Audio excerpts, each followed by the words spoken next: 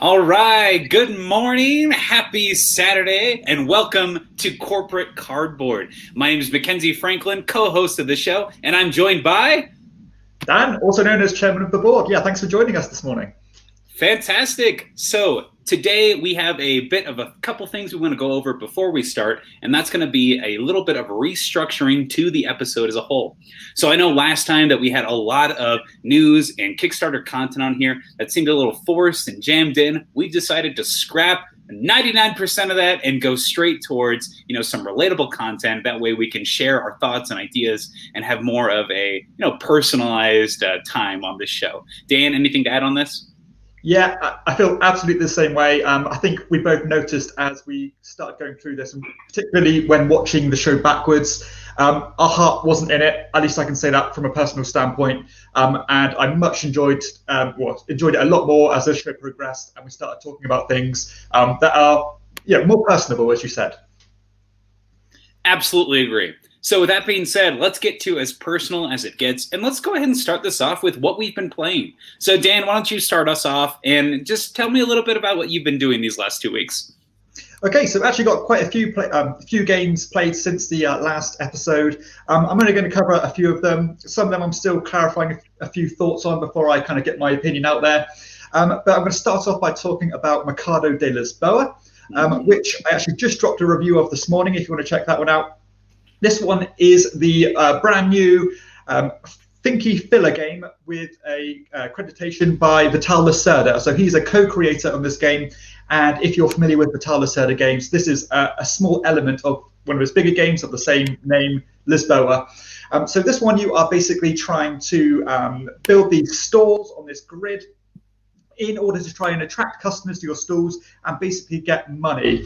This one is very much abstract. It's in terms of its thematic ties and things, it's purely mechanical, beautiful to look at, has a very nice production, very nice visual appeal, as you'd expect with Eagle Gryphon games. And I will say I'm not generally the biggest fan of abstract games, but this one left me quite impressed. I enjoyed it a bit. It really does live up to the moniker it's putting on itself as being a thinky filler game. This is exactly the impression I got from it.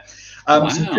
Some good decisions there, being not only trying to help yourself, but being careful what you leave your opponents, because as the game goes on and you're building more stalls, getting more customers to your stalls, the multipliers in terms of getting money can really ramp up. So enjoyed this one, looks great, plays smoothly, and it is fast. Wow, impressed. Awesome. My favorite types of fillers are thinky ones, things like Biblios or, as I'll mention in a bit here, there's one on my list from this month. So awesome, Dan. Great. Yeah.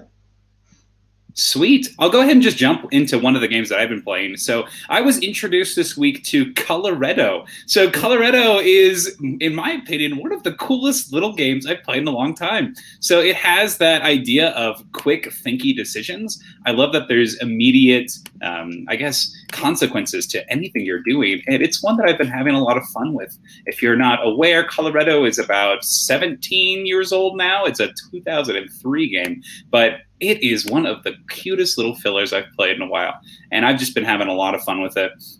It's got this hilarious chameleon theme, and you're just kind of creating these piles of cards. It's not probably as thinky as Mercado de Lisboa, where you're interacting with everybody on a huge level with like chain reactions, but you are going to be putting these cards into piles, and when you take a pile, you have to take everything in it. So you're kind of doing this push your luck thing where you have to decide, hey, do I keep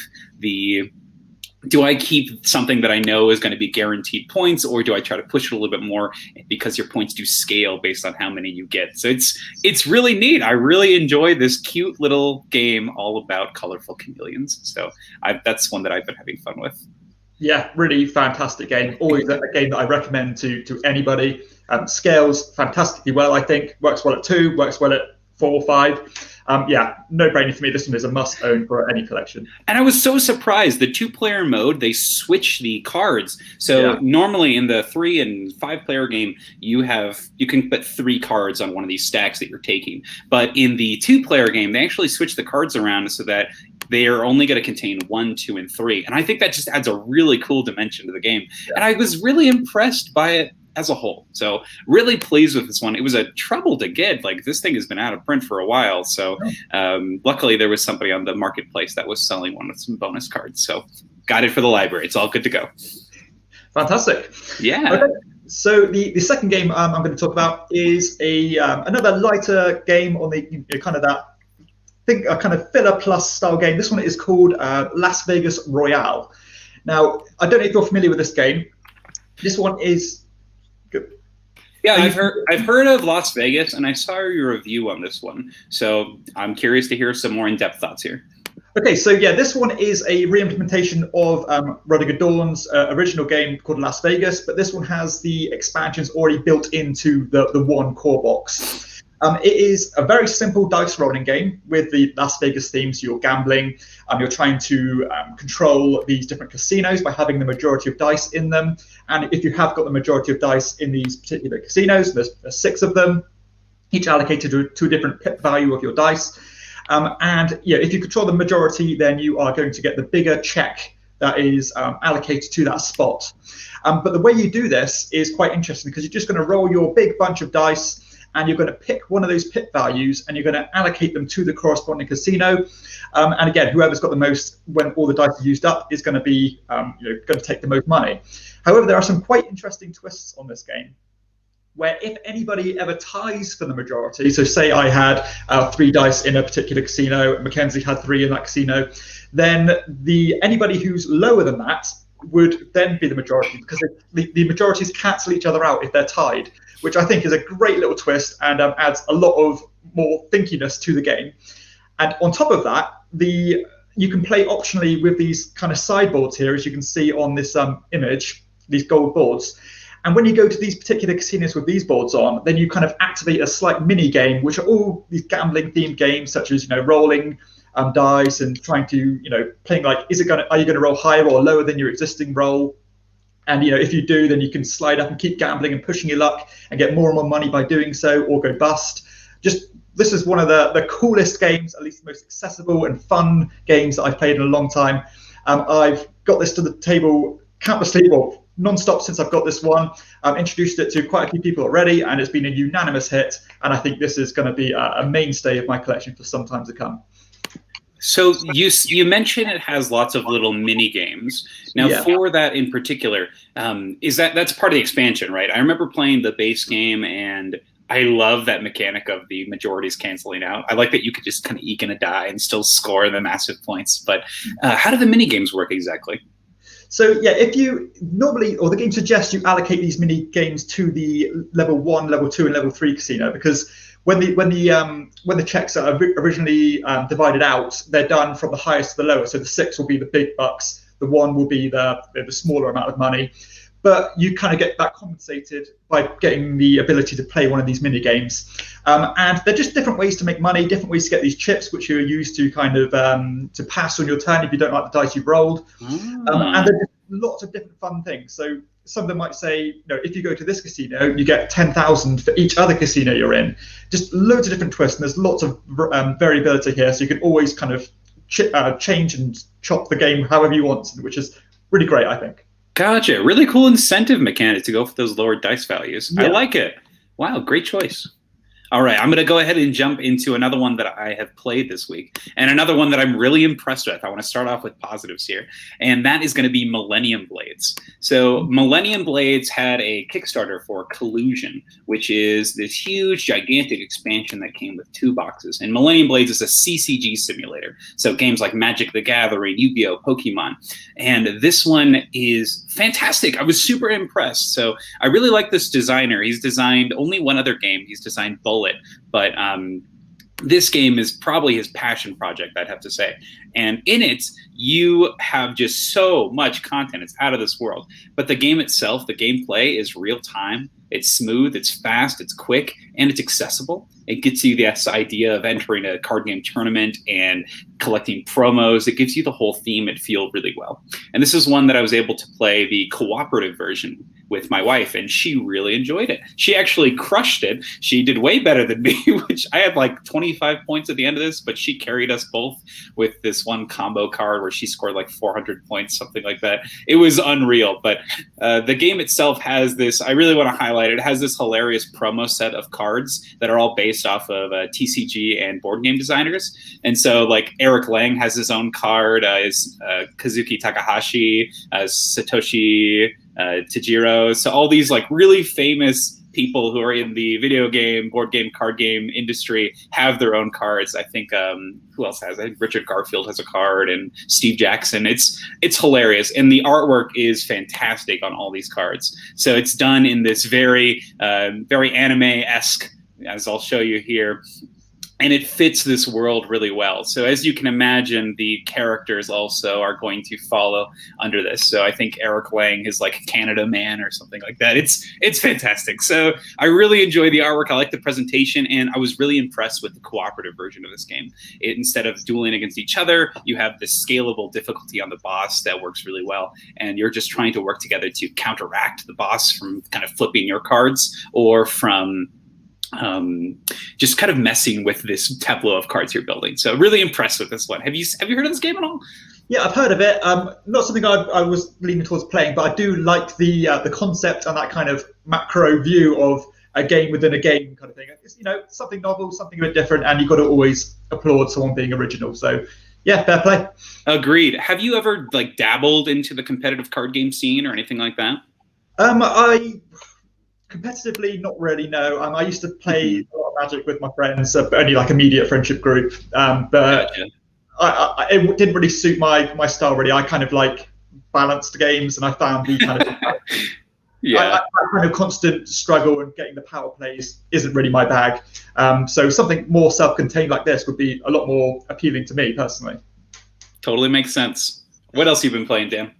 Okay, so the next game I'm going to talk about is another game on a lighter scale, actually. So most of these games are lighter this week. This is Whale Riders, which is a 2021 release by Rainer Knizia, who is a designer I really appreciate. I like his designs.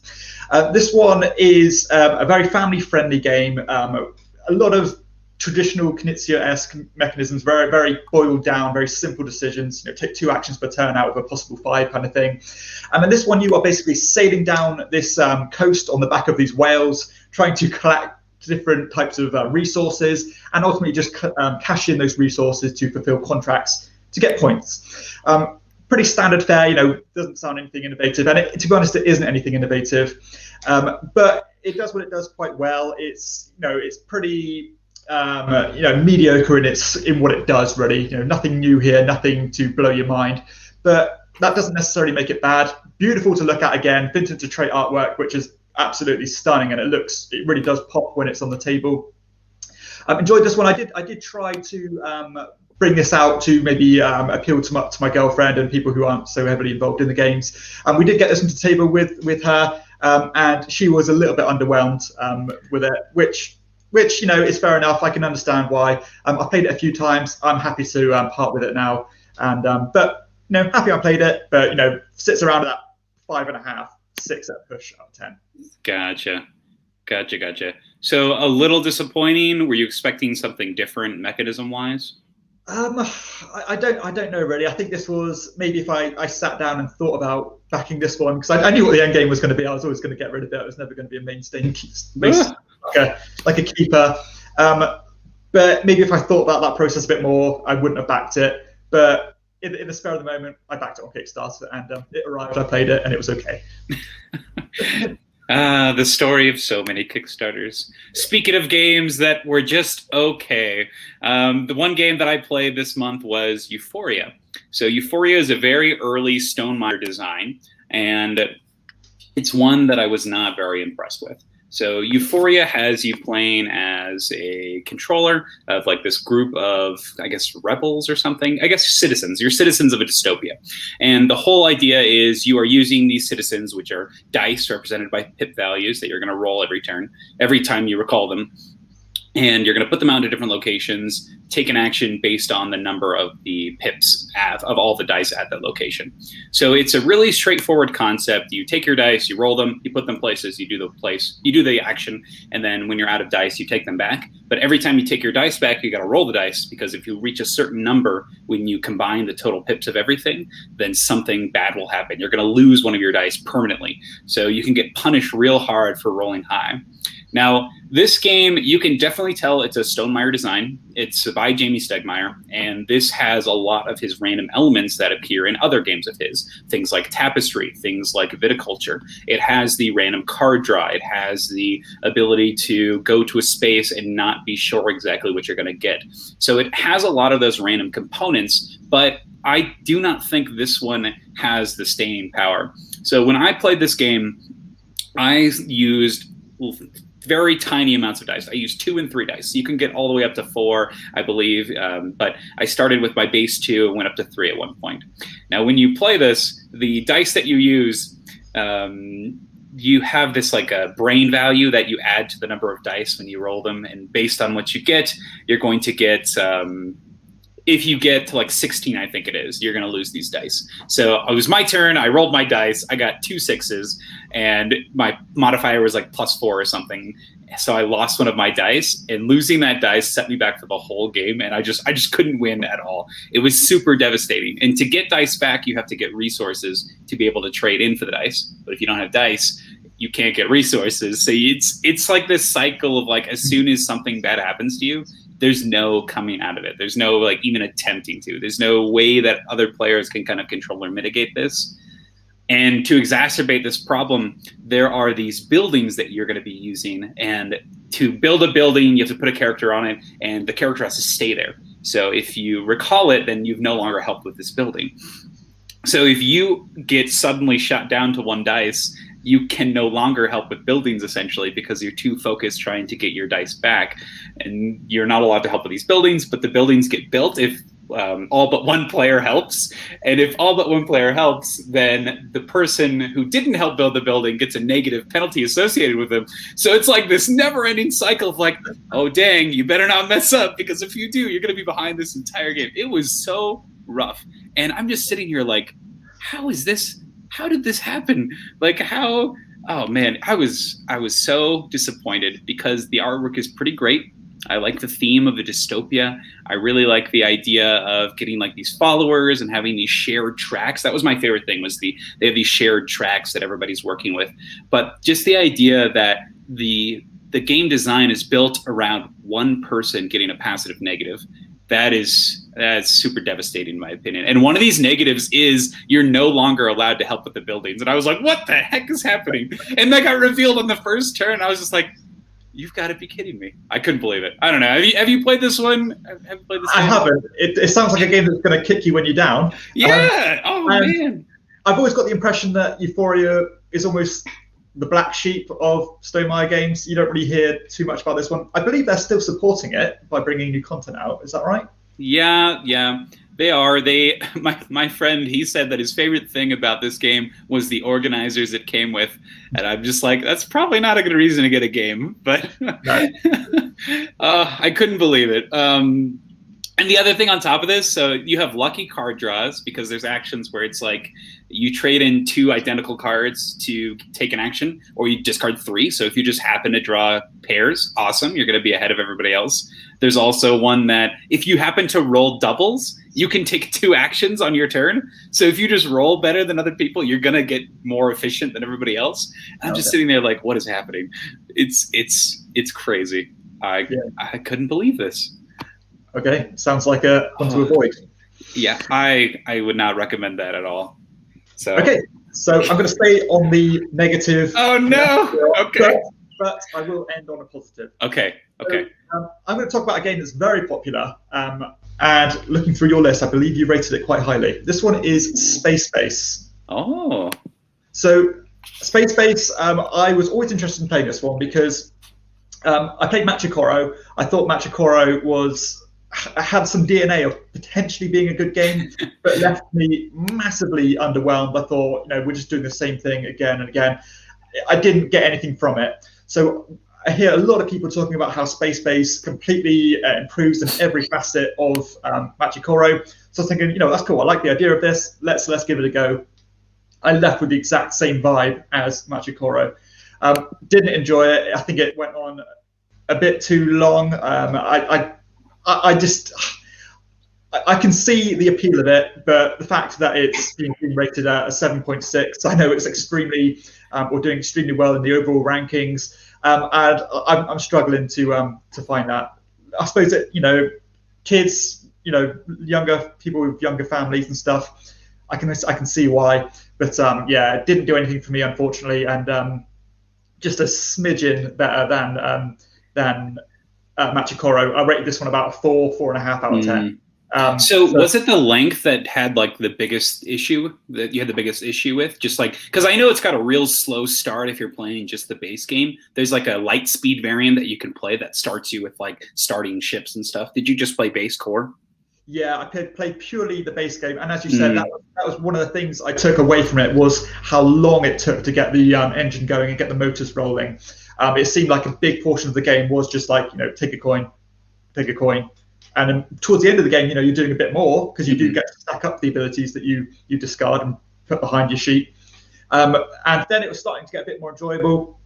But then, of course, it ends. And you spend most of the game it's just a bit too slow and a bit too churning for me. And I thought it just left me a little bit deflated and a little bit underwhelmed. Totally fair criticism. The rules as written for that, that definitely can happen because the actions in the beginning just aren't that interesting. There is a light speed variant, and that's the one that I always play with, and I teach people. This is a big hit at my wife's family's house, so this is when we play a lot with them. And we play with the light speed variant. It's where you start with 6 cards, I believe, and you start with $15, and it's your job to pick and choose which ships you want to start with. So you skip with some level 1s and some level 2s, so you have some options with how you want to proceed. And I think it's nice because you get to immediately start with interesting cards and immediately start your engine. And I think that is a huge improvement to the base game, because I totally agree with you. I'd probably stay away from this game if it didn't have that light speed variant. Yeah, that's interesting. Yeah, that definitely sounds like a big fix. Agreed. I'm sorry I didn't enjoy this one. I like this one, but I have played this one a lot, so it's not one that I usually ever suggest. So I can definitely agree and understand your rating. Oh, man. So I'm going to I'm just going to mention 2 really quick. I'm not going to go in depth on them, and just to get some positives in here. I got Trois and Fields of Arle in this week and played both of those. Wonderful games. I really like Uwe Rosenberg's designs, and this is a very interesting, intimate, small player count Uwe game. So I really enjoyed that one. And then Trois is just really fascinating and different, and I really enjoyed that one. So just briefly want to cover those 2. Dan, anything else for this time? Final game, which was a massive positive because I wasn't expecting much from it. This one is a game just called Mikado. So not Mikado de Lisboa, just Mikado. This one is another Rutger Dorn game, so I'm on a bit of a crusade through his games at the moment. And this one has some similarities to Quacks of Quedlinburg, where you're kind of drawing things from a bag. And you have like different tokens. You've got gold, silver tokens, black tokens, which are kind of void and don't do anything. And all you're going to do is you're going to do one of 2 things on your turn. You're either going to choose to dig into your bag and draw out 3 tiles and allocate them to these different tiles on the board, and which have different criteria on them. When you hit that criteria, you are going to score a number of points or get bonuses, such as wild tokens or being able to discard black tokens from your bag. And it's essentially a race around this score track to get back to where you started. But this one is a really nice family weight game. Another game that I've had a great success with teaching to my parents, who really enjoyed it. I teach it to my girlfriend, who's really enjoyed it. And it just seems to be getting really good feedback with whoever I'm playing this with. A game that's, I think, has received very mixed reviews. But for me, it does what it does really well. It's fun, it's fast, and it's satisfying when you have this kind of competition to race for these certain tiles, because people can just pip you to the post by getting lucky by drawing from the bag. So a very luck-based game, but one that works well for me. Wow, it looks good. I like the art on all the goods and whatnot. I like the idea of using that bag building mechanic. Looks fun. Yeah, I'm glad it works so well. Yeah, very simple, but it just works for me. Awesome. Glad to hear. Now, this last game that I'm going to talk about today is one that came in yesterday. So this game is a huge big box game called Chronicles of Dragonor: Age of Darkness. So this is a huge Kickstarter game that has been like 2 years in the making. I did not get in on the original printing, but I was able to late back it. And this is this huge project. So it's one that I was on the fence for a while about, but it really drew me in with its combat system. It's got this really awesome Tetris tile mechanic. I have it set up on the table here, actually. So you have these awesome game trays that store everything. So you have these like weird darkness tiles that are like Tetris-based. Whoops. All these Tetris-based tiles that you're going to be putting on this 3D dungeon that you're playing in. And they got game trays to do everything for the game, which I think is really awesome. However, I have played maybe an hour of it so far, and the game is cool. Like, the game is awesome. But my biggest gripe with the game right now are the game trays. Oh my gosh. This thing came in like 20 boxes. That's over-exaggerating. So probably 11 boxes. But still, that's a lot of boxes. And each of these boxes is the most awkward shape. It's like, yeah, you see these Tetris pieces? This is real-life Tetris, man. I gotta... So you know how on my channel I do organizing videos. I try to condense things. I try to make it so you can get gameplay started. This one was like, I'll drink to that, bro. Let's do this. And I'm sitting here with this beast of a game that I don't know what to do with. They've integrated the miniatures into these gigantic trays that also store the components. They have all of these tiny little boxes that are going to store your cards like this, and there's just like 6 of them. And everything is just a challenge. And the worst offender of this is the game has like 1,000 tokens, and they decided to put them in this giant row. So it's just 4 rows of these tiny mini circular tokens. I'm not going to tilt it super far because it's going to fall. But holy cow, I couldn't believe it. This whole thing, I feel like if you feature game trays, then you should use those game trays super, super well. They're supposed to be there to help with protection and organization, right? But this game just like, I couldn't believe it. Like, the game itself is super fun so far. I'm playing this Blood Knight where I'm getting stronger the more damage I'm taking and the more curses I take. But this organization system is horrendous. I have no idea what I'm going to do yet. I'm playing it so that I can learn how to organize it appropriately and what I can get rid of and what I can keep, what I can cut up. But, oh my gosh, I don't know how long this is going to take me. It's a challenge. So I've yet to encounter a game like this where I'm just like so flabbergasted at how to store everything. Like the Gloomhaven was one of them, but this one is, oh my gosh, I don't even know where to begin, man. Have you had a game like this where you're just like, what the heck do I do? Yeah, that would absolutely drive me insane. I'll be yeah, not for me.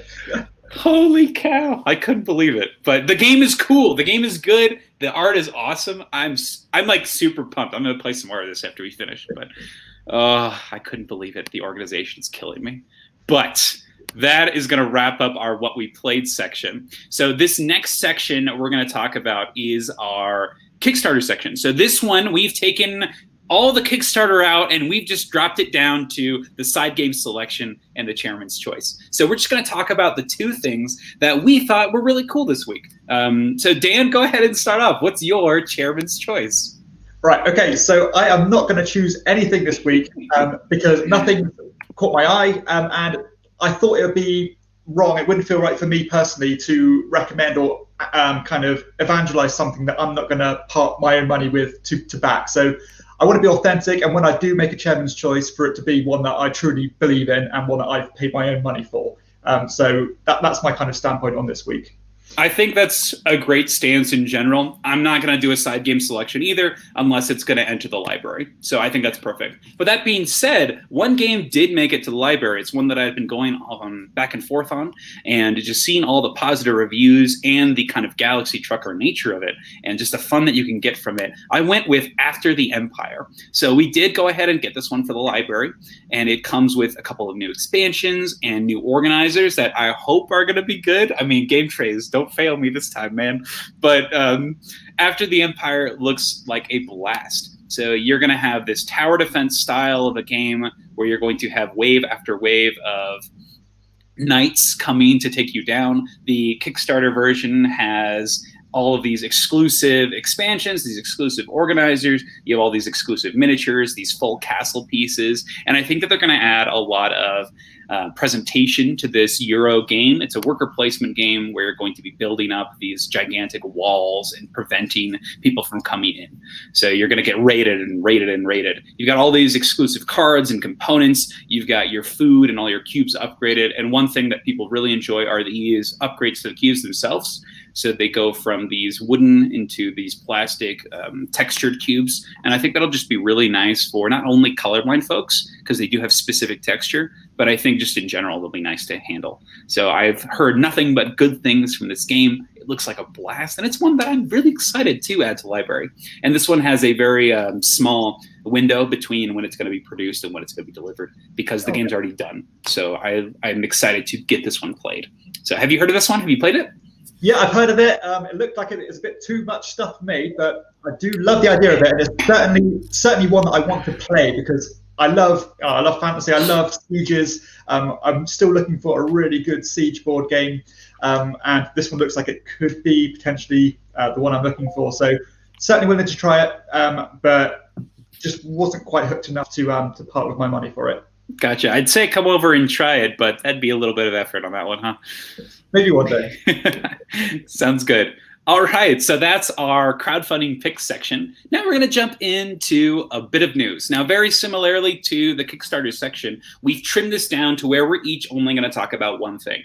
So we want to make sure that this is something that we're genuinely interested in and something that we want to really talk about. So Dan, what do you got for us today? Yeah, just a very, very quick thing I wanted to mention because I thought it was quite cool and will spread knowledge of board games quite a bit more. Because Oink Games, if you're familiar with Oink Games, but the very small little box games such as Deep Sea Adventure, Fake Artist Goes to New York, Startups, lots of different games that come in very small little boxes from Japan. So Oink Games are going to be coming to Nintendo Switch. So you're going to be able to play Oink Games over a computer console, which I think it's great. Going to, again, completely raise awareness of these games and get them into the masses, which I think is always a good thing and can never be, can't be a bad thing, really, in my opinion. Yeah, I totally agree. I love the idea of these games. It reminds me of the Jackbox party games, where they're really easy to play with large groups of people. And I think with the Switch's design, with being able to pass around those controllers and just the portability of the whole thing, I think this is a perfect fit. Yeah. So it's just welcome news, I think, and spreading awareness, which is always a good thing. Totally agree. All right. So for my bit of news, I decided to kind of go with the easy one, but I think this is one that I would enjoy to talk about, and this is going to be the winners of the Golden Geeks for 2020. So really cool. I really like the Golden Geek Awards. Last year was kind of a debacle with everybody voting for Wingspan for everything. I know the running meme was like, oh yeah, best war game, Wingspan, best everything, Wingspan. It was really funny. But these, I like that they branched it into multiple categories this year, specifically with the Game of the Year. There are 3 new sections for Game of the Year, starting with the light and then heavy and then medium. So I really like that idea. And I wanted to go ahead and just quickly talk about those 3 winners today. So Dan, let's take a look here. Let's start off with Light Game of the Year. This is actually one that I reviewed. This is going to be Macro Micro Crime City. So any opinions on this? I need to try it. It's blowing up massively, and it looks like I'll have a lot of fun with this one. So I can't get hold of it. Really hard to get really difficult to get hold of where I'm from. So Here too. Just a matter of time before I play it. Oh, yeah. I'm sure this is going to get that reprint soon. Speaking of games that got a reprint, Lost Ruins of Arnak is the winner of Medium Game of the Year. And this one I have coming in today. So I actually put out a pre-order for this game in last December. And it was supposed to deliver last December. But it's been 5 months. Didn't hear anything back. They just told me that, the pre-order is coming. But luckily, the people I pre-ordered it through, they were like, hey, we know it's been like 5 months. We're going to go ahead and refund you money. And I was able to just immediately, the day after, buy it immediately. I was just like, okay, sure, whatever. I got it back, and luckily it got new stuff that was in stock. So I'm excited for this one. It's already in the top 100. That's crazy. I did not expect that at all. That's awesome. Like, it's at 98 right now, which is awesome. So have you played this, Dan? The Lost Ruins of Arnak? I have. I enjoyed it. I gave it about a 7 out of 10. a little bit light for my usual tastes, but no, I can't fault the game objectively. It's very good. Gotcha. So do you think it's top 100 status? Like, is it top 100 material? I mean, it's a 7 out of 10, probably not, right? No, I mean, I suppose looking at it through the eyes of the masses, yes. Games like Lords of Waterdeep, games like Stone Age, they're always popular and they're way up there in the top 100. This one's in the same vein, does something a bit different, and has some different kind of multi-use cards and things, but just not too much. It does a good job of just dangling the more involved mechanisms in front of you, but without overwhelming you. So it does strike that balance nicely. It's quick and looks really nice as well. Gotcha. Ooh, I'm excited. Anything I should know before jumping into it today? I can't remember. Okay, so clearly it's been a while since you played this one. Yeah, a couple of months, but it did leave quite a strong impression on me, and I was expecting not to like it, and I did like it. That is good to hear. Yeah, CG had an amazing year last year with Under Falling Skies and Lost Ruins of Arnak. So I'm excited to try them out. Oh, I didn't mention, I love Micro Macro Crime City. It's awesome. So I just want to put that out there before we move on. And then heavy game of the year is Gloomhaven Jaws of the Lion. Impressions initially, go. Never played it, probably never will. Dang. All right. Swift decision. So I think that I think it's definitely a popular choice. This has also climbed up to the top 100 on Board Game Geek. I don't know if I would put it as heavy at all. It's a simplified version of Gloomhaven, but Gloomhaven itself is pretty complicated. And looking at the runners-ups, though, it looks like the choices were not crazy good because I was not a huge fan of Viscounts, and I know that On Mars has a huge barrier of entry. But I'm surprised that Gloomhaven did climb up to Heavy Game of the Year. Yeah, that's my initial impressions on this. On Mars is one I'd like to try, but I could definitely see that because this is voted on by the public, I can see why Gloomhaven won. Yeah. All right. So that's our bit of news section here. Any other things to comment here? Any other categories you want to look at really quick? The only thing that I had a brief look through these earlier. I was a bit gutted for one of the categories because podcast of the year. There's a really great podcast I'd highly recommend anybody checks out called Board Game Barrage. It's absolutely fantastic. The guys do a great job, and I think some of the best board game content out there. So I was a bit disappointed not to see that one win. Bummer. They did get the runner-up, so I'm glad that they got mentioned here. So that's good. Yeah. Board Game Barrage. I'll have to look into them. Yeah, they're really good. Awesome. So that's our news section. Now, once again, if you have any comments or critiques about anything we're doing here, please let us know in the comments because this show is for you guys, right? It's for everybody that's enjoying the hobby, anybody in this space. So if you have any feedback or comments, we'd love to hear it. So that's our news section. Next, we have, this is my favorite part of this whole show. This is the card and component appreciation. So in this section, we are going to be talking about something that we enjoy in a game, whether it be a specific card or a specific component. And Dan, this time, what do you have for us? Okay, so the component I'm going to be talking about is from a Euro game called Lancaster. So this is a game that came out quite a few years ago now, a worker placement game. Really interactive one that I highly recommend. I think it's a great game. And the particular component I'm going to talk about is the tower from one of the expansions. So this is from the Power of the King expansion, which I always play with. And as you can see it there. So one of the elements that this game introduces when you start to introduce the additional expansion modules is that idea of taking almost like Lords of Waterdeep, where you take the corruption, or you take negative things that accumulate as the game goes on if you don't do certain things. So in this example, it's when you don't contribute to these battles and then you lose a battle, then whoever did contribute is going to take one of these negative tokens. But another facet of this game, which is really cool from a visual and functional aspect, is that all of your knights or your player pieces that you place down have a physical size to them. So the strength 1 knights are really thin, the strength 2 are double that, and the strength 4 are double that. But this tower, I love this element because you can basically go to this spot as a worker placement action and deposit one of your player pieces into this tower, which will start to fill it up. And the strength of the knight that you put in there shows how many of these negative tokens you're going to shed.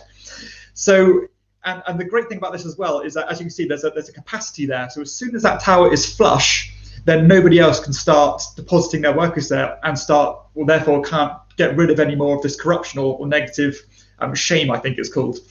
So I love the way that people kind of ignore this as the game goes on and think, you know what, last turn I'll get rid of all my shame and do it that way. But undoubtedly, someone's going to go in there, they're going to shove their big 4 token in there, and then you're shafted and got no way to get rid of it, and you're going to suffer a lot of negative points. So I love the physicality of this one, the way it works. It's really good fun, and every single game is neglected until that last turn, and you get shut out. Oh, I love the spatial thing of this. So yeah. I love that how chunky that 4 is. Oh my gosh. Yeah, that's super cool. Oh, great choice. Well. Awesome. Oh, that's so cool. All right. So mine is not as 3D as this one. It's simply a card this week again. I really like card games. And this is for a game that I've been playing a lot recently, and this is for Nidavellir, specifically from the Thingvellir expansion. So in Nidavellir/Thingvellir, you're going to be using coins to bid on cards. And if you get a set of 5 cards, you win a hero. And these heroes are going to go into your army, and they usually have either really awesome game-changing abilities or one-time effects, or they count as specific heroes for a color to help you out with more stuff. It is super cool. But each of these heroes comes with an amazing, really cool ability. And Krad here, he is one of my favorites because he immediately upgrades your worst coin and gets you an extra 10 on it. So in the game, you're going to be bidding on specific cards, and you can combine your coins to make better coins. And when you do, you take your higher coin and switch it for a better one. But usually that means that you're going to end up with one coin that sucks. And usually that coin's the 2 coin. So it's really hard to upgrade that 2 coin unless you go out of your way to change it. And Krad here, he says, let me help you out. Let me make your awful coin almost the best coin in your pouch. And if you get him early, oh my gosh, it is wonderful. So I really like Krad. I really like the way that he can immediately affect the board, immediately affect your stuff. And if your 2 coin is on the pile, like ready to play that round, you can immediately upgrade it and use it during the same round. So you've got a lot of flexibility with Krad here. He doesn't count for a specific color, but he's going to be really helpful when it comes to crafting better coins and just your kind of maneuvering as a whole. So I really like building my coins in this game, and I like just having the power of choice. So Krad is really cool for that, and just he's great. I love the Thingvellir expansion. It adds so many awesome heroes and new ways to play the game, and just lots of really fun combinations. So awesome. That's my card of the week. This is Krad. Love it. Yeah, good choice, because as you said, when you upgrade a coin, your highest one gets upgraded, doesn't it? And not your lowest one. So one often gets left behind the pack. So something like this can really boost it up and keep all your coins strong, which is really great. So looking forward to getting this expansion, and yeah, I'll be getting it soon. If you like the game, the expansion it's so good. It adds incentives to winning the different taverns. So you're like, now I actually really want to win, because you have this tavern section on the side where if you're the first one, you can pick from there, which gives you some really cool abilities. So normally in that game, when I was playing without the expansion, there'd be a lot of times where I just wouldn't care if I won anything because it didn't really matter. I was going to get a card anyway. But this time you have huge incentives. So it really puts a really high pressure on the bidding mechanic. So I love it. I really like it. Sweet. Up next, we have the new section that we're going to add this week. This is called This or That. So this or that is going to be a section where we present 2 different things that are very similar in the board game space. This could be games themselves. It could be an idea. It could be anything that kind of fits into this niche hobby of ours. Now, in particular, we're going to be talking this week about 2 games that fit the same category. Dan, what are we talking about today? So in the first episode, or the first edition of This or That, we're going to be talking about the 2 probably most popular escape room titles, Exit and Unlock. So if you're not familiar with what these escape rooms in a box are, it is essentially that. You know, these things you go to with your friends and you get an hour to get out and solve a bunch of puzzles. And this one condenses it down to a little box where you're given a timer, you're giving a bunch of puzzles to work your way through, one leads to the next. And that's basically the gist of it. So you're working cooperatively, trying to solve mysteries and trying to solve puzzles. So first off, let's talk about Exit. So like you said, both of these are escape room style games, but Exit is a game where you are actually going to be manipulating the components that come in the box. So this is all of these escape room games are one-time use, but Exit is special in the fact that you are required to bring a pair of scissors and a marker and things with you because you're going to be manipulating the box. Anything else to add about the Exit system? I just without being spoiler, kind of introducing any spoilers or anything. Some of these Exit games left me like mind blown. I'm thinking, wow, that's so cool, that's so innovative, thinking outside the box. Yeah, so that's the kind of vibe you get. Sometimes the ways that these designers introduce these little puzzles, little clues, little just little Easter eggs and things are just really, really interesting. Agreed. And then, once again, another broad overview. After that, we have Unlock. Now, this is by Space Cowboys. This is the same team that's brought us things like Time Stories. And this one is very similar. The escape room style, you've got a puzzle, you got about an hour to solve it. But this one is app-driven. And that's the big determining factor here is Unlock is going to be using that app, and you're not going to be manipulating any of the resources or anything that comes with. You're going to be using these cards, interacting with the cards, but when it's all said and done, you can give those cards to somebody else and they can play this game. What are your thoughts on here? So I understand there's quite a few of these Unlock ones now. And shall we go straight into how we think about them? Or Sure, let's do it. Yeah. Dan, what do you think? So overall, Unlock for me has been a bit of a roller coaster. I think they're quite inconsistent. I don't know if that's the impression you've got. I've had some of them which have left me really impressed, really kind of satisfied and enjoyed it. And some of them have left me so deflated that almost completely tarnished the whole thing for me to a point where I'm not really interested in playing them again. So that kind of that ability of, what am I going to get with this box has left me feeling a bit skeptical of them. Whereas Exit, I think, have been consistently stronger. I think the puzzles are more dynamic. I think the sacrifice of having to, you destroy things, but I think that extra novelty of them is worth it for, they're not expensive games. So I'm perfectly happy personally to destroy a game and be done with it rather than, have a less satisfying game and just so the fact I can pass it on to someone else. Oh, I absolutely agree. So 100% agree with you here. The Exit games themselves are so interesting. They can do so much more, I think, with the components themselves. And I think that really adds to the novelty of it. The app doesn't take me out of the experience. The clue system in the Exit games is really well done. So we'll just show you an example here. So Exit is going to have you put out these large stacks of cards, and each of these cards represents a different puzzle. So if you do have an issue, you simply grab the first clue in a specific stack. It's really nice. You're not having to sit there looking up everything. It's seamless. You pick up the stack, you're looking for that specific answer. And it's going to be tiered instructions and tiered help. So really helpful. And like you said, Dan, the puzzles themselves are consistently good.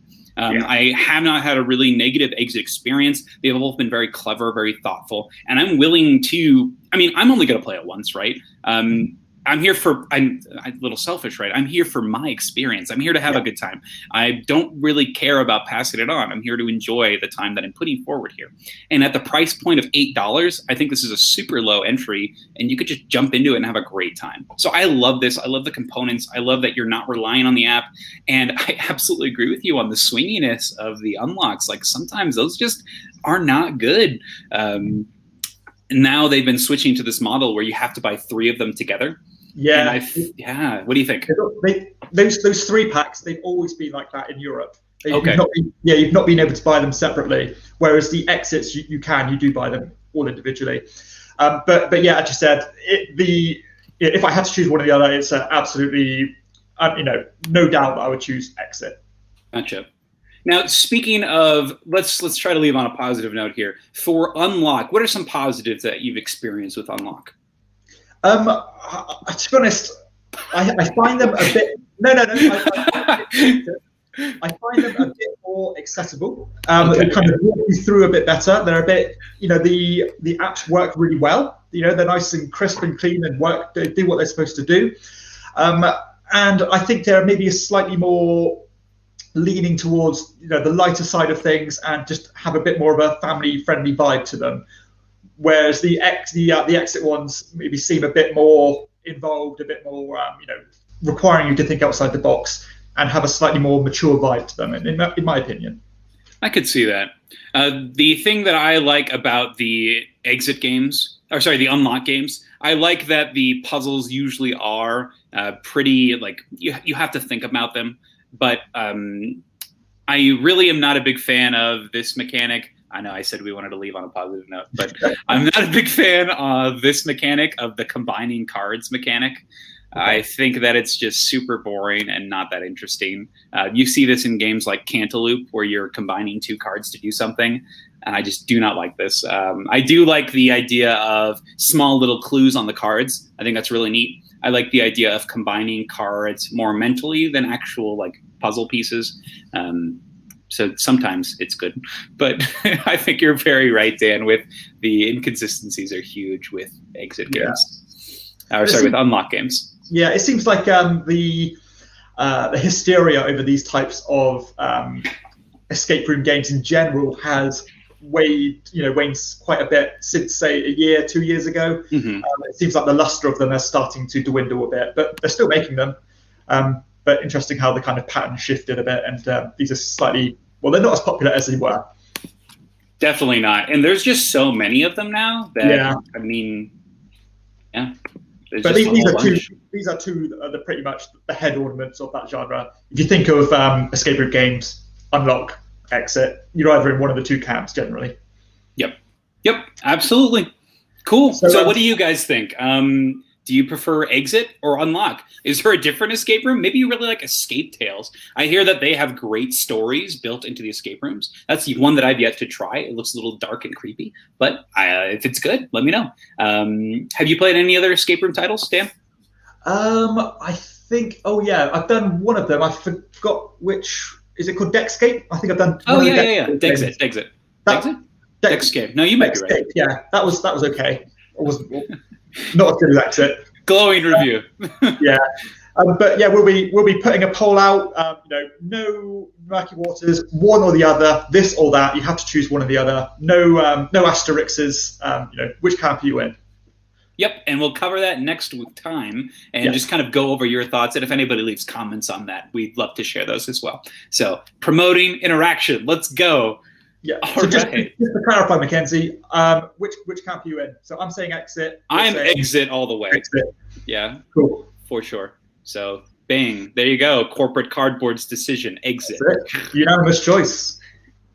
All right. So this next section we're going to go to is called the Mechanism Appreciation. This is where Dan and I are going to talk about 2 games or just 2 things in games that we really appreciate. We might hate the game overall, but hey, it might have something really cool and worth checking out. So Dan, let's go ahead and start with you. What's a mechanism that you really appreciate? Okay, so I'm actually going to talk about a game that I do like, one that I've had in my collection for quite a while. It's no longer in my collection, but that's not through a fault of the game. This one is a game called Flamme Rouge, which is a racing game based on the Tour de France, where you are racing around this board with 2 cyclists. You've got a roller and you've got a sprinter. And the way you're going to move these cyclists are that you're going to play through, or you're going to be drawing cards from a deck of cards, from a deck, and basically they'll have different numbers on them, and the numbers you play will move the cyclists X amount of spaces. However, I love the slipstreaming mechanism in this game, which I think is really thematic, because I know this is a real thing in the cycling world, and I'm not into the cycling or anything, but I know this is a thing, where basically if you cycle behind somebody else, then you can potentially piggyback off that and not take the wind resistance, for example, and basically get boosted off somebody else's hard work. And this game represents or kind of replicates that in a really interesting way, where if there's ever a gap of 1 space between yourself and the person in front of you, then at the end of the round, then from the back going forward, then everybody's going to shift up 1 space to fill in that gap. And this is going to create a kind of a chain reaction all the way to the front, as long as there is only 1 gap between each section of riders. And this is a great way to get more mileage out of your lower cards, because the game also has quite an interesting pacing to it, where you want to constantly kind of sit in second place to not get the win resistance of the first place, because if you are constantly in the front, then you're going to keep taking these almost punishment cards, these exhaustion cards into your deck, which will eventually catch up with you and make sure that you can't move very fast. And I love that way that you just want to constantly just leech off other players until it's time to flick that switch and make a bolt for the finish. And all based on that slipstream mechanic, which I think works wonderfully. So elegant, but so thematic. I didn't realize that slipstreaming was a thing in biking. I knew it was in like a NASCAR and racing like that, but Disney's Pixar's Cars taught me that. But I didn't know that it was a thing when it came to biking. That's really cool. I like that they incorporated it like that. Really cool catch-up mechanism, yeah.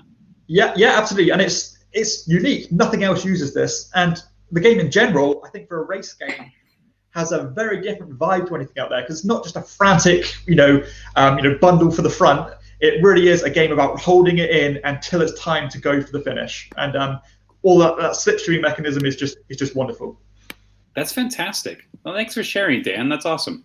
All right. So my next game is a drastically different one. This is going to be for Batman Gotham City Chronicles. So Batman Gotham City Chronicles is known for its absolutely garbage rulebook, but the gameplay is wonderful. Who is he? From Gaming Rules, he is going to be Paul Grogan. Paul Grogan from Gaming Rules is redoing the rulebook for the whole game, which I think is amazing. I love that the Monolith community was like, all right, we got to fix this. So they picked one of the best in the industry. And they said, hey, he's going to take a look at it. And Paul Grogan's actually fallen in love with the game, which I think is awesome. So I'm glad that there's a lot of people that appreciate it. And it's one that I really enjoy. And one of the big things that's been carried over from the Monolith system that they've been using in Conan is the command board. And that is this. So this is the command board. Now, the command board is going to have two distinct sections in it. It has this bottom row, which is called the river. And the river is going to have all sorts of tiles that you're going to pick from. So if it's your turn, if you're the villain here, you're going to pick one of these tiles that you want to use. If it's closer to the front, it costs less cubes. So if I want to activate those brutes, or those thugs with the gun, it's only going to cost me a single action cube. So on this top area, you'll drop one of the cubes over to the right, and then you'll actually push out this tile and move it to the end, and everything else will slide down. And then you activate all those units that are on that tile. The tiles are really concise. They tell you all of the stats for those characters you're moving. You get a single activation with each of them. But if you want to use that tile again, so you could potentially activate the same tile twice, but if you do, it's going to cost you an additional amount of cubes. So each turn you get to activate one or two tiles, and so you're going to kind of pick and choose who you want to do. So you can do one really big turn, but it's going to cost you a lot of actions, or you can kind of economize and use your earlier tiles, but kind of be forced to activating different ones. So it's really fascinating. I like that it presents you with this management. It also presents the heroes with kind of targets that they want to kill. They might want to target your brutes and thugs that are in the front because they know that you're going to be activating them. So if there's less on the board, you could do less. But this system is super simple. You put it in front of you, you push out the tiles, you slide them down, you use your action cubes to move things. If you look at the sides there, you have some rows, or some columns that are going to be used as hit point markers for your large bosses, like Bane here. He'd have a little hit point marker that you would track his health on the side. And then you also have room at the top that's going to be used for increasing the defense, rerolls, and extra movement. So I like that there's a lot of modulation, there's a lot of control with this board, and it's just a blast. I really like using this. Have you ever seen this mechanism? Have you played any of the Monolith games? No, I haven't, but it does look very cool. It looks like it works. It does what it's supposed to do, really. Not only from, rules-wise, but physically, it represents what it's supposed to do. So, yeah, it looks cool. These kind of, I know you kind of lean towards these games where you get lots and lots of stuff. I don't tend to play these kind of games, so it's good that we get kind of both perspectives. But yeah, certainly looks cool and looks interesting. I like a little bit of both. You saw I got the Chronicles of Dragonor, everything, but also Twa and Fields of Ar this week. So I mean, I like having a broad spectrum, but I do think that this component is incredible. And they actually introduced a versus mode where it's 1 versus 1 player, and both players get one of these command boards. And I think that is super cool. So that way, instead of just having the villain and be able to play with it, the hero also gets one, and they're able to manipulate their units. So I really like this component. I like this game as a whole. and the verse mode specifically because both players get to use this really cool command board component. So big fan. I really enjoy the command board system from Batman Gotham City Chronicles. So it's a cool one. Great, yeah, looks really interesting. I like it. All right, what are we up to next, Dan? Okay, so what are we up to next? We are going to use our board game randomizer segment. So yeah, I love this moment. So we're going to pick a random game from Board Game Geek by using the random game feature, and we're going to share our initial thoughts. And basically, would we consider playing this game? So it could be a game that nobody's ever heard of. It could be Gloomhaven. Who knows? So let's hit that button. All right. So we go browse. Am I wrong? Oh yeah, I'm wrong. All right, where do we go? I'm lost. Where do I hit? Browse, and then it should be random game. You are correct. All right, you ready? Yeah, let's go for it. Here goes. And I'm gonna. Assumption. Okay, let's from have a look. 1984. It has 2 ratings and 2 comments. I notice a trend on these now. Yeah. All right, read us the description, Dan. What are we talking about with Assumption? Okie dokie, I'm just loading it up now. Okay. So hopefully it will come up quickly. Okay, so it says, played in rounds. The winner is the player with the lowest score after 5 rounds of play. Players are dealt 10 cards. A player starts by playing as many 1 cards as they have been dealt, or bluffing and laying down cards of a different number. The next player lays down as many 2 cards as they play as they have, and play continues in this fashion until either run out of cards in their hand. I assume that means by card manipulation, lying about their discards, challenging other players about their discards, or using the speciality cards like skip, throw the die, and reverse cards, which greatly manipulate the round of play. So I assume this is some kind of card shedding game where you're trying to get rid of your cards as quick as you can. This is BS. Right? Like, this is just BS, but with, like, wilds and reverses. Am I crazy? BS? What do you mean BS? So it's a classic card game, I guess, in the United States, where you're going to just be, you say, I've got 2 2s, I've got 3 3s, and it just goes in an order. Yeah. So that's what this is, right? Have you played that? Like, I haven't, no, but I know what you mean now. No, I don't tend to play traditional card games, but okay. I suppose there's a lot of games in that vein, really. Just a bluffing game. Where you can call people's bluff or not, I suppose. I mean, look at this wonderful card art, though. Yeah. Oh yeah, it's great. Fantastic. What? Okay. Ha ha ha. So initial thoughts. What do you think? Uno meets BS. How are you feeling? I'm feeling like I never want to play this. Why would you say something like that? Well, I don't really need to say anything, do I? Just probably not. No, not my cup of tea. But I'm sure there's a huge, the 2 fans of Board Game Geek are currently playing Assumption against each other right now.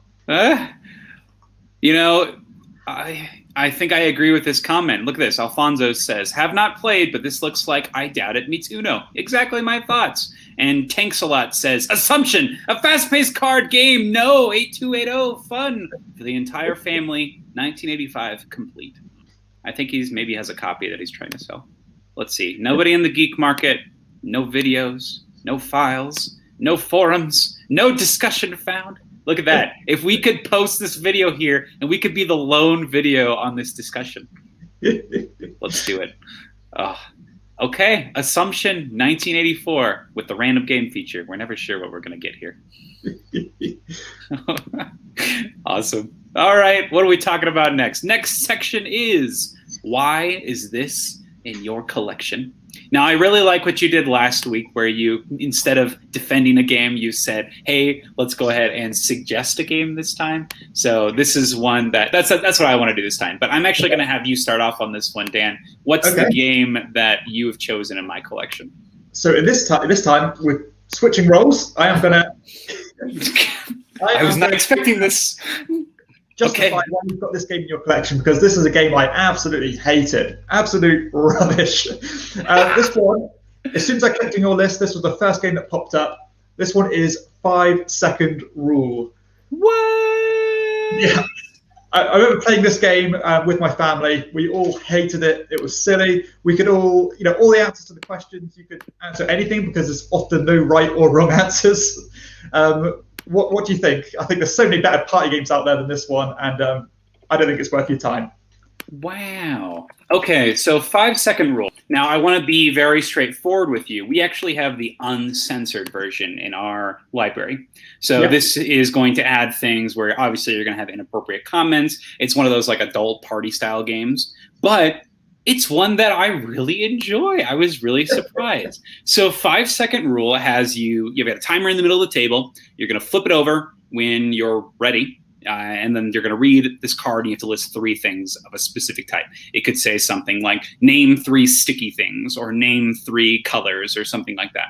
Now, in the standard 5-second rule, yes, this is going to be something very easy. You can just say whatever you want. And it's usually not a lot of thinking. But with something like the adult version, you're kind of taken aback. And those 5 seconds are really short.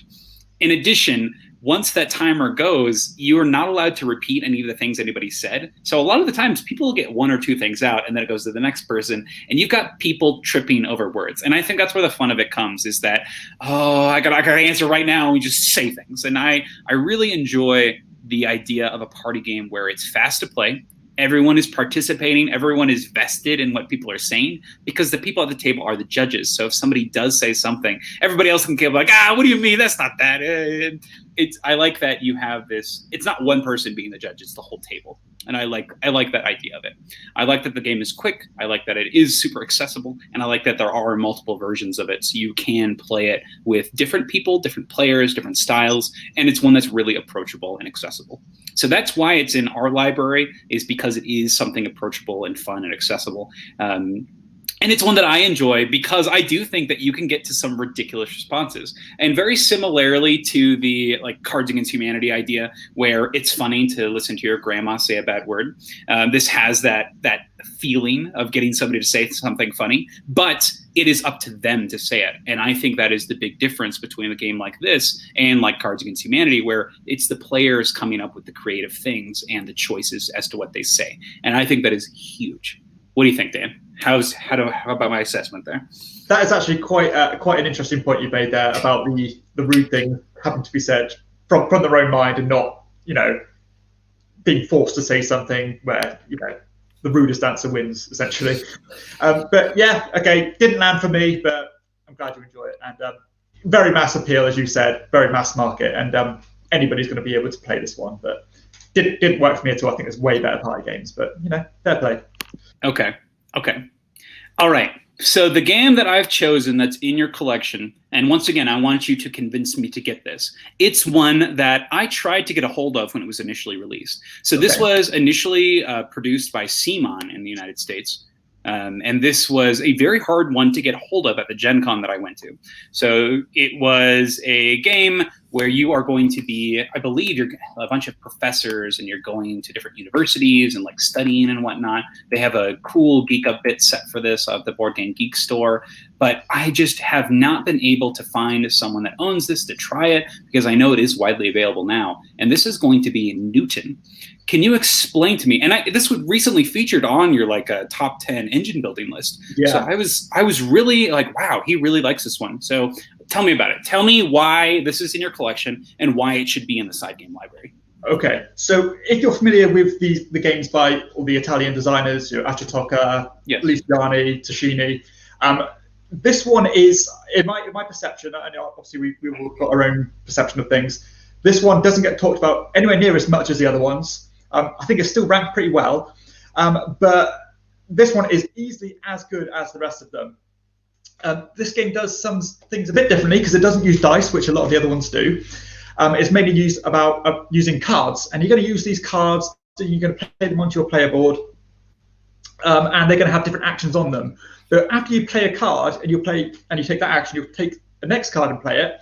If that symbol matches the existing one, then you're going to get to do that thing at double the strength, and then triple the strength, and then 4 times the strength. So you can go through a wide approach, or go from a completely tunnel vision approach and keep doing the same thing and compounding the strength of your actions, which I think is really cool.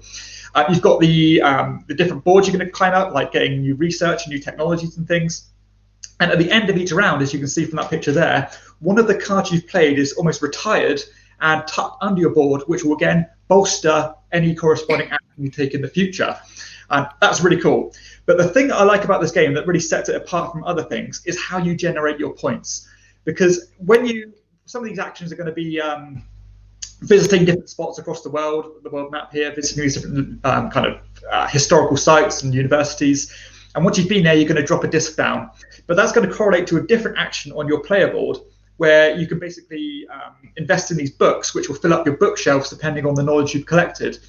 And as you fill up these rows and columns with these books, you are going to basically unlock a few points that you're going to be generating at the end of every round. So as the game goes on, you're basically getting these motors running about how many points you're going to generate at the end of the round. And that's going to be the massive, the main way you're going to get your points in this game. And I think this game is pretty much flawless. I don't think there's anything in it that doesn't need to be there. I think it's wonderful. You know, this is a 9 out of 10 for me. I think it came in my top 10, top 15 last year. And my liking of it hasn't changed at all. And definitely a mainstay of my collection, and I love it. Okay. So this will definitely be on the next shipment. Dan, you're killing me. I've put so many games in my collection since meeting you. So we'll first what was it? First Circle the Wagons, now this, and then Blackout Hong Kong.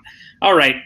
Okay. So I think that is a fair assessment, and I'm excited to try this one now. It looks cool, and hopefully it still holds up after being out for 4 years. And I hope it's one that is exactly what you say. It's got no imperfections. It's a high standard you've set. So we'll see. I love it. Awesome. That's some positive feedback here. All right. Now the next section we're talking about here is a new section that Dan came up with. Dan, what are we talking about next? So we are going to go through the alphabet, starting at A, ending in Z, or Z for Mackenzie. We are going to be talking about a light game and a heavy game of that letter. So a strategy game and more of a filler game, or maybe more of a family-friendly entry-level game. So we're going to start from A this week. So do you want to start, or do you want me to start? I can start off. So let's go ahead and start off with my tiny game. So this is a filler, and this is one from 2015. This is going to be called Arboretum. So Arboretum is a tiny little card game that got reprinted a couple years ago by Renegade Games. But if you got that first edition, the artwork in that was pretty amazing. But this game itself is a very straightforward game. All you're going to be doing is drawing a card and discarding a card. So, and playing, draw a card, discard, draw 2 cards, discard 1 card. I say it's easy, and then I fumble the rules. But you draw 2 cards, you discard 1, and then you put 1 in your Arboretum. So it's really straightforward. You're going to be putting all this stuff in front of you and organizing your trees in specific patterns. That way you can go from 1 to 8, scoring points along the way. But the complexity and the hard decisions here are it's ultimately a hand management game, because you only get to score the trees in your Arboretum that you happen to have the cards in your hand. So if you don't have the purple cards, you ain't scoring the purple trees. Not going to happen. So it's all about figuring out what cards you want to keep, so that you can score things, but also so you can prevent other people from scoring things. So I love this decision. I love the idea that when you draw cards, you can draw from this center deck and kind of take your chances, or you can take from other people's discard piles. I love that when you play cards, the amount of cards that are in the game are out, essentially. I love how this game evolves over time, and I really like the scoring in this one. And yeah, I just really like this one. Have you played Arboretum, Dan? I have. I love it. Amazing game. One of the game that invokes some of the most agonizing decisions. One of the best hand management games, if that's your thing.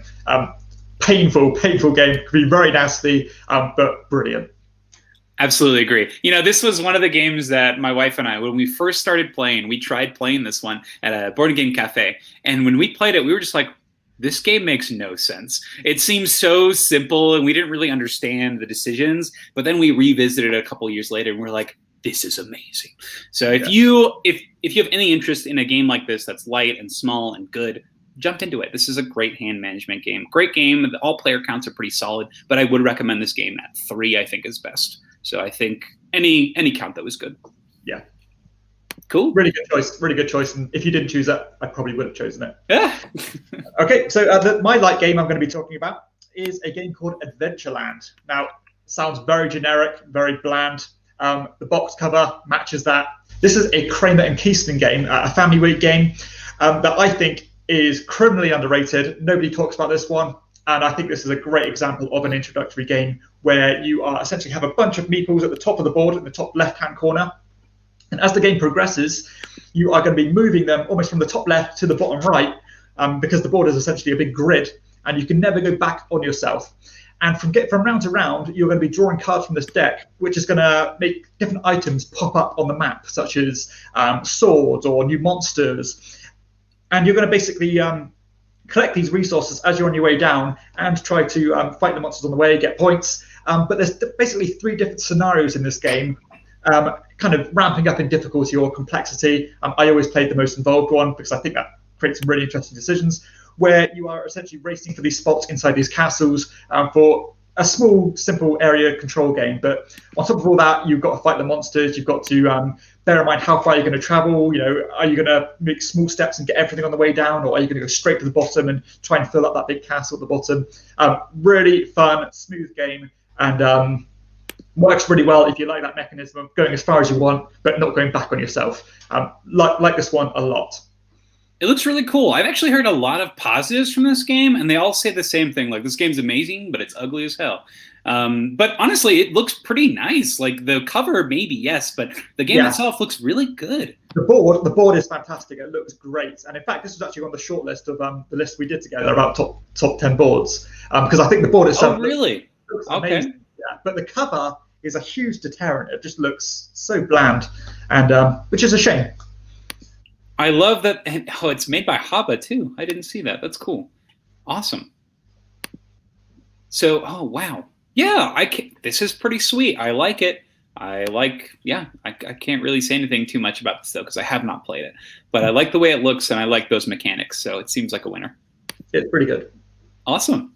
All right. So my A for awesome game that we're talking about here is going to be one of my favorite games, and this is, for the heavy category, this is Arkham Horror, the card game. Arkham Horror, the card game, is a super thematic, really thoughtful game. It recently just featured on my top 10 solo games to invest in. This is one of my favorite cooperative games, one of my favorite solo games. This is just a winner all over the place. It's been around for years now, and this game is amazing in the storytelling that it can provide. In Arkham Horror, the card game, you build a deck for a specific investigator. You take that investigator through about 8 missions, potentially 4. You could do one-shots if you want, but you're going to be going for the long haul. You go through these missions, you're going to be doing, interacting with different scenarios, and in each scenario you're trying to find clues while repelling these evils that are trying to prevent you from progressing. So there's usually a large mystery, a large adventure at hand, and how you build your deck is huge into how you're going to tackle these problems. So I love this design. I love the creativity in the scenarios. I love the different investigators, the different places. I love the chaos token system. Everything about this game is a blast. It is as thematic as you could imagine, but with strategy and choice. It's wonderful. It's all about action economy. It's all about decisions, quick thinking, but also long-term planning and strategy. So it's one I really enjoy. That's Arkham Horror, the card game. Do you delve into any of these LCG-style games, Dan? I did. I had the Lord of the Rings one. Cool. Yeah, really, really good game. One of the best 2-player games out there. But ultimately, I wasn't putting the time in that a game like that requires, I think. So I was dipping in and out and not really getting the most out of it. But yeah, really solid games. And this is the same design team. So MJ Newman worked on this game as well as Lord of the Rings card game. And you can definitely see that, like the cross design and how it's evolved. And I really enjoy the work they're putting into this one. So this was a no-brainer for my heavier game for Arkham Horror, the card game. Love it. Love it, love it, love it. Yeah, good choice. My number one, my heavy game is going to be Amerigo. Now, Amerigo is by Stefan Feld, who's one of my favorite designers. But this one seems to not get quite the buzz of his other titles, and I do not know why. This one has probably one of the most fun factors of any of his games that he's ever made, mainly because one of the main central pieces of the game is a cube tower, which is going to dictate the actions that you can take from turn to turn. So every kind of round of the game, you're going to drop a bunch of cubes into this tower, which is going to make some of them get stuck in the tower. Some of them are going to come out the bottom and knock out cubes already in the tower. And that's going to decipher or help you decide which actions you can take from turn to turn. So the way you're going to choose these actions is you're going to pick any of the colors that have come out the bottom of that tower, but the strength of the action is going to be of the most numerous cube in that tower. So if I had, say, 2 whites, 3 blues, and 4 reds, I could take any of those 3 colors at a strength 4 because the 4 is the most numerous. And you're essentially trying to sail around. You're trying to kind of set up little civilizations on these different islands. You're trying to race there to get there first. You've got this polyomino style game where you're trying to fill up these islands full of these different buildings. You're trying to fight off pirates. You're getting new unique powers.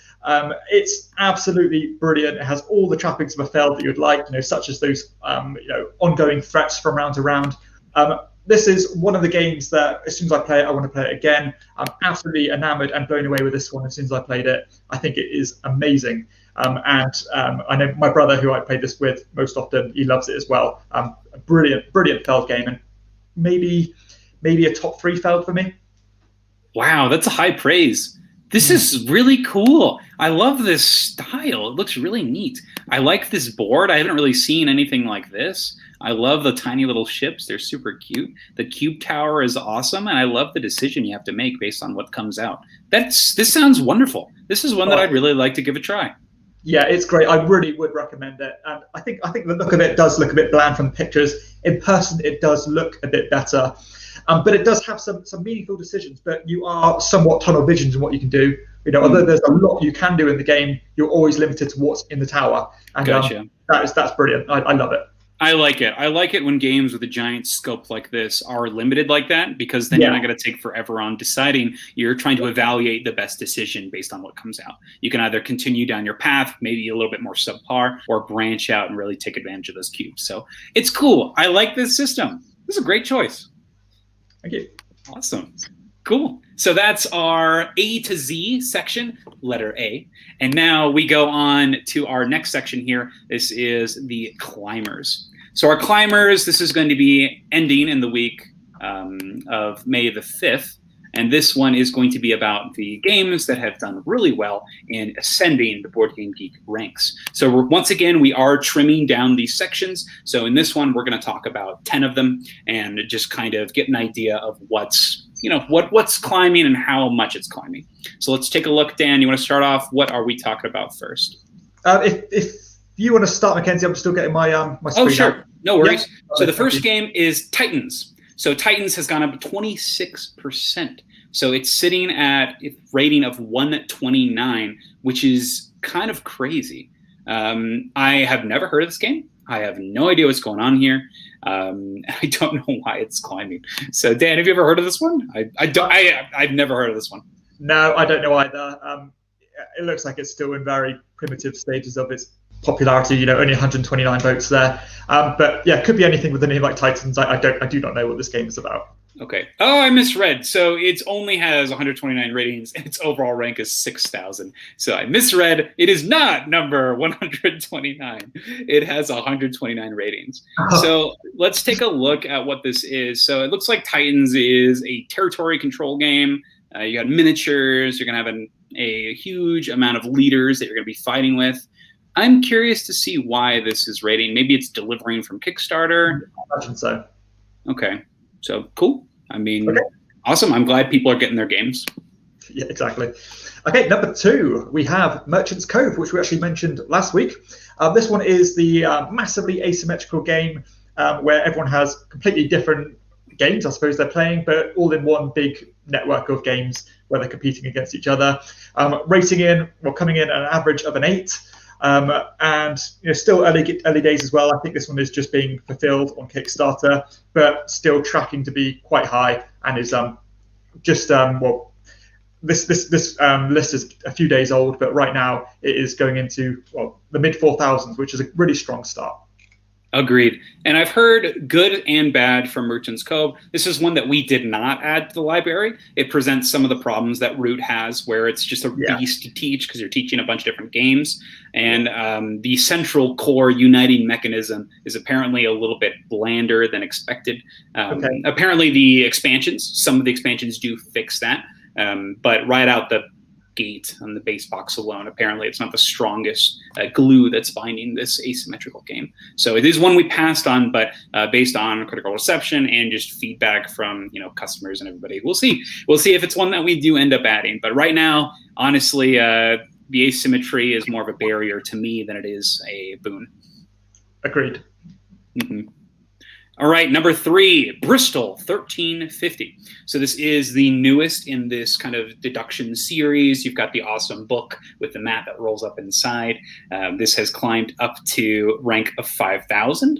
So once again, this is still delivering since February. So it has been delivering. You've got more ratings here. It's nearly gone up 50% in ratings, and I think that's definitely why it's coming up. Average rating of about a 7, which is where a lot of social deduction style games do end up landing. I have not played this one. A friend of mine does own a copy, but it's one that we have not played just because of lack of player count, really. Have you played any games in this series? I haven't, but I've got this one. I believe my brother backed it, and it's going to come very soon, so I should get to play it in the next few weeks. Awesome. So love to hear your thoughts when it happens. Have you played any of the others like Salem or Tortuga? I think I might have played Tortuga a long time ago, but I can barely remember it, to be honest. Okay. Sounds like a memorable experience. Let's go ahead and move on to the next one. Okay, so next one is Red Rising, which is the latest Stonemaier game. A card-driven game that has some similarities to Fantasy Realms. Mackenzie knows more about this one because he's played it and I haven't, but based on a very popular sci-fi book series. 1,000 ratings, coming in 7.7, and pushing for that top 1,000 spot, which I think is a default position for a Stonemaier game because of the way they publicize their games. I'm quite surprised that this game is doing so well. It was not one that I was overly impressed with. I would play Fantasy Realms any day of the week over this game. I can see that it would be a very big hit with the fans. A lot of the cards and the way they interact are very thematic. But coming from a purely mechanical standpoint, I just don't think it has staying power, in my opinion. It's beautiful. The deluxe edition has been delivering, and it's wonderful, just all the components. But there are some pretty glaring issues with the components, with choices of colors, the card stands falling over constantly, and just the gameplay itself, I think, is a little uninteresting and not as satisfying, or because it is stretched out over a longer period of time as opposed to something like Fantasy Realms. So coming from this one, this is not one I'll ever choose, but it is one that is in the library because it is a Stonemaier game. So that's the biggest thing. Okay. All right, number 5 here, we have Hadrian's Wall. This is another one we talked about last week, and it's just kept on rising. So it has been pretty consistent at about an 8.43, which is pretty awesome. It is also climbing the ranks at about 3,000. Super heavy, meaty roll and write style game. I really like this art style. It's the same one from Raiders of Scythia. Any interest in this one, or even getting this one or trying this one? I'll be up for trying it, that's for sure. Yeah, it looks good. I love the artwork. But yeah, if it keeps getting ratings like 8.4, 8.5 out of 10, then certainly be up for giving it a go. It has your attention. Yeah. All right, Dan, what's next? Okay, we got Zombicide, 2nd edition. Zombicide, massively popular IP. As you said last week, again, this was on the rankings, still on an upward trend, averaging at about an 8, and busting, just on the cusp of breaking into the top 4,000. I really like this implementation of Zombicide. I think it adds some very tiny additions that are pretty meaningful in the grand scheme of things. So I think if you enjoy the Zombicide franchise, or if you're looking for entry point, this is a great one to jump into. Cool. And then Cryo.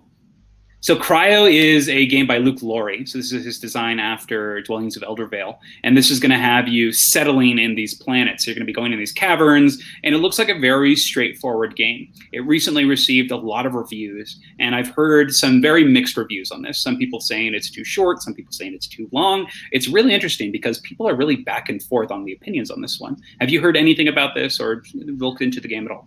I've seen a few pictures and stuff on Instagram. certainly not looked at this with any depth or with any precision. So I don't know much about it other than it's relatively popular at the moment. Gotcha. Yeah, it makes sense. Coming off the back of Dwellings of Elder Vale, Luke Lauria is definitely a designer a lot of people are looking at. Up next, we have Agropolis. Yeah, so Agropolis is, I suppose, the spiritual successor and sister game of Sprawlopolis, which is a small button-shy game, only a few cards, and you make I suppose, a relatively involved game out of those few cards. This is actually another game I think I'm expecting to be delivered in the next week or so. Haven't played it, but we'll be playing it very soon. I think this is supposed to be one of their best games, and I think this one even merges with the original Sprawlopolis to make a bigger, small game. So 117 ratings, averaging a 7.8, which I think is quite impressive with just a few cards, and is just about to break into the top 5,000. I'm so hyped for this one. So this is one that I also have coming in with the original Sprawlopolis. So I just jumped in on everything. And I love that you can combine them. It's an option, but you're not forced to. I like the idea of having a game system like this that's just going to continue to expand and evolve. I'm curious to know what the next Opolis game will be in this line. And I've been pretty impressed with Button Shy's games recently, specifically the ones that, I know this is weird to say, the ones that do have a lot of praise. The ones that get praise are actually good. Like I'm pretty surprised. So I've been really impressed with these small button games, and I'm going to be doing a lot of traveling this summer. So I'm excited to throw this one in the backpack. So Super cool. Awesome. And number 9, we have Kemet, Blood and Sand. So this is delivering now, which is wild. It's beaten Ankh to backers, and this is going to be the new implementation of Kemet. So Kemet has you controlling these Egyptian troops, summoning monsters, and upgrading yourselves, your units in like this tech tree style manner. Have you jumped into Kemet or anything in this trilogy of games like Kemet, Cyclades, or Inish? I've not played any of them. I think if I wanted to try any of them, I think I'd be more inclined to try Inish. But this looks good. I would be willing to try it, but somebody else's copy.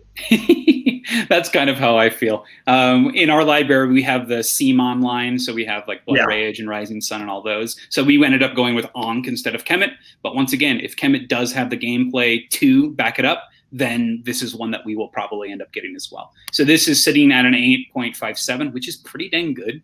So, I mean, if it stays constant, this is one that I'll go and seek out, try to play, and then potentially add to the library. So really, I like this whole theme. I love Egyptian style, so this is cool. And hey, number 10, this is your game.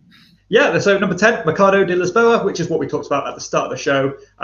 New abstract game by Vital Lacerda. Kickstarter has recently been fulfilled. 500 ratings have come in, averaging at a 7.28, which I think is about right.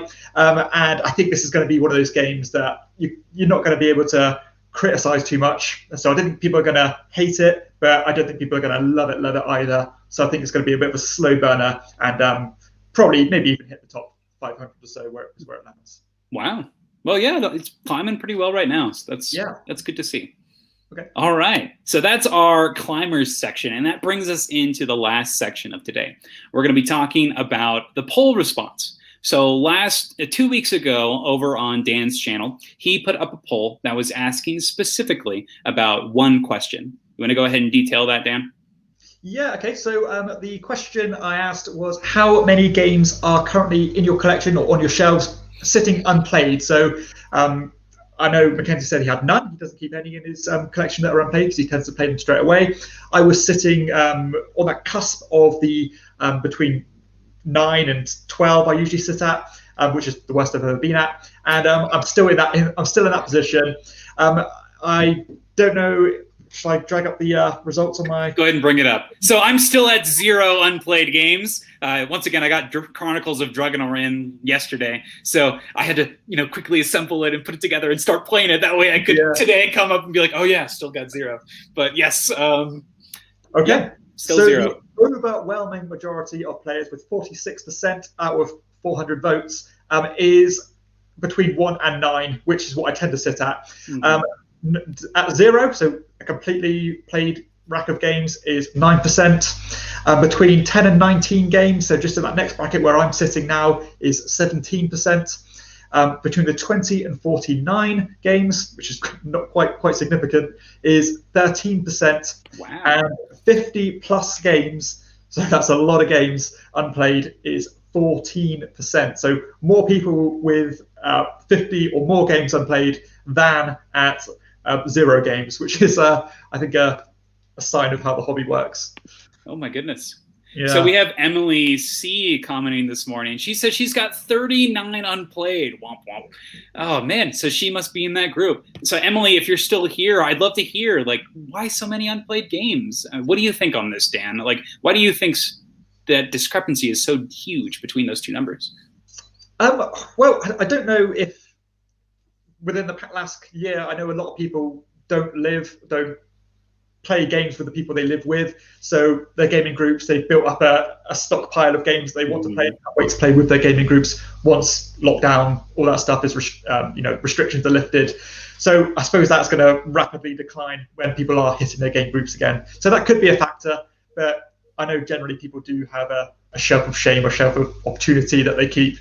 So many games coming out, you almost can't help it because you can't keep up, and there's only so many hours in the day. So that's just the way it is. That makes sense. I know I have my friend Michael here. He has this huge amount of games, and for the most part, he just likes having the ability to play whatever he wants at a specific time. Just the idea that if he wants to play this thing, he can. He has the option to. And I think that falls for a lot of people. They say, okay, this could be good in this scenario, or this is one that looks interesting, I'll give it a try. And sometimes you just have a lot of things you're interested in. Speaking of a lot of things you're interested in, Emily C has our response here. Why she has so many? She says she just joined the hobby. Very excited. Totally understand, Emily. That I'm pretty sure that's everybody. When you first jump into this gaming space, you just start buying. That is what is it? The acquisition phase. That's the first phase of board gaming. I totally get it.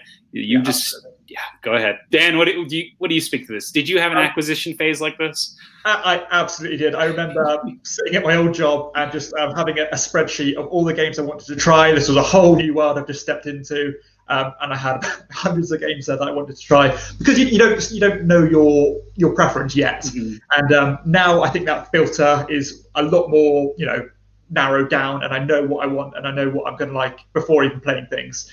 But yeah, more than understandable. We've all gone through it, and it takes a long time to get past that stage, and enjoy it. Why not? So I joined the hobby about 5 years ago, and when I initially joined, there was still a huge backlog of games that I had to go back and play. Things like Blood Rage, things like Scythe, things that were just like, oh yeah, these came out 2 years ago. You got to get the Kickstarter exclusives. You got to try all this stuff. And I was in this phase where I was like, there are so many games in this top 100 that I need to play because I just have to. These are the best. I got to try them. So Emily says, yes, she also has a spreadsheet that is color-coded. So she's in your headspace, Dan. That's great. Yeah. Thanks for the comment, Emily. I appreciate it. Oh, man. Anything else you want to add to this? So out of those games on your shelf of opportunity, which are you most looking forward to trying next? So I think yesterday or the day before, I've just had the new edition of Maharaja delivered. Ooh. So I'm really interested to try that one because I've never played the original and I love Kramer and Kiesling games. Also have Santa Maria, Vasco da Gama.